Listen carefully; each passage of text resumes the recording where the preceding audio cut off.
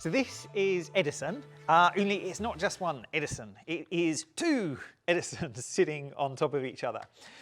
So the claim to fame for this one, apart from being a nice kind of cheap hobbyist robot for children, is that it clicks together with blocks like Lego blocks, and so you can make machines out of it.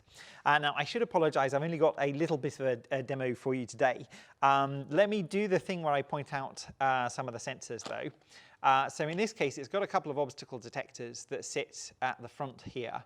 And it's also got light sensors on those. And it's also got a thing called a clap sensor, which means that you can get it to react to claps.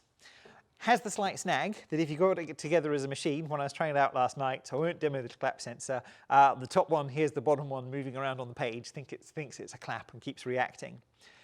Underneath, we have just the one line sensor. So it's got a photo sensor here, which is also the thing that you program it over. The cable that plugs in for programming it goes in there, and it goes over the photo sensor. So it's just got one LED and a photo sensor next to it. And so if you've only got one sensor and you want to follow a line, you follow the edge of the line. And so you do something like you say, well, if you're on black, turn right, and if you're on white, turn left, and oops, black again, turn right, white again, turn left. And so you kind of follow the edge of the line. Now let's try and set this thing going. And I'm going to try and set it going in a couple of modes. So first of all, let me turn the bottom one on, and let me flip those up, and let me stick this together. And I'm going to have to press the play button, which is underneath here. So this is where I've got to pull it apart a little bit. And I have told this to wait while I press play, so I can put it together until I shine a light on the right spot. And I have made the silly mistake that I always make. When you start this, if you want to use the line sensor, you've got to start it on the white page. If you start on the black page, it thinks that is white, and so it now thinks black is white, and well, white's even whiter, so that's super white, and so that's why it can't see the lines. So let me pop that apart and press stop, and hopefully it'll redo it if I just press play. If not, I might actually have to turn it off and on again, and let's start it off the line. Put the top back on and shine my little light. There we go. Now it can see lines and it can follow the line, and you can see it wiggling around as it's trying to follow the edge of the line. You can also possibly see it struggling a little in places. I haven't got it on its fastest movement, but of course having another robot on top does make it a little bit heavier. Let me stop that one because it looks like he's labouring. Maybe he needs a fresh battery. Let's press the top one. And so with the top one, I have pulled the wheels off, and instead those motors are now controlling this digger arm. And so if I press, if I turned it on first, and if I press play on that, then it should be up.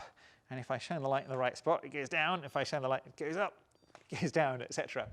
So now you then, if you put this together, you have an autonomous digger that can go along. But hopefully you're better at Lego than I am, because one of the snags that I tend to find is that when that is down, that is lifting it slightly off the ground, and sometimes it lifts it a little bit too far. But let me move this aside, press play, and we'll see if we can get the digger going, doing its thing.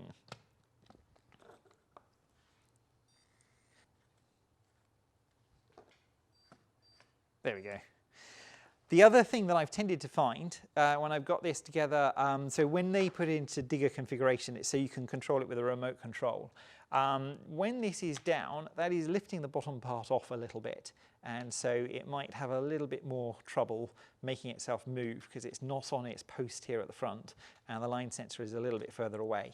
Nonetheless, let's turn them both on and see if we can get it doing something. So let's turn that on, press play, this time remembering to do it on the white. And this one here, let's press play, and that should lift that up. And then when I shine the light on this one, oh, I must have started it on the black. I must have started it on the black. Let me press stop, press play again, pop this guy back down on the there we go. only you can kind of see that when the digger scoop went down, it was having a little bit of scrape, scrape, scrape, scrape, scrape. And it's a little bit happy with moving along with the digger scoop up. But you can also see it struggles a little bit because, well, it's got a robot on its back. And okay, I've only set it to go at speed 3, which isn't super fast, but this robot on the back adds some weight. Let me pull it apart. So now let's take that off and let's pull these guys out. And I'm terrible at putting these back together again. And then we can just turn the bottom one on its own and set just this one going. And so that's a little bit quicker, and that's going at speed 3 out of 10. So I could turn that up a bit. Whoops, lost the line a little bit on the way around there. And so that is the Edison robot. Lots of fun things. You can make plotters and all sorts of things out of it. And you probably have much better Lego skills than I do.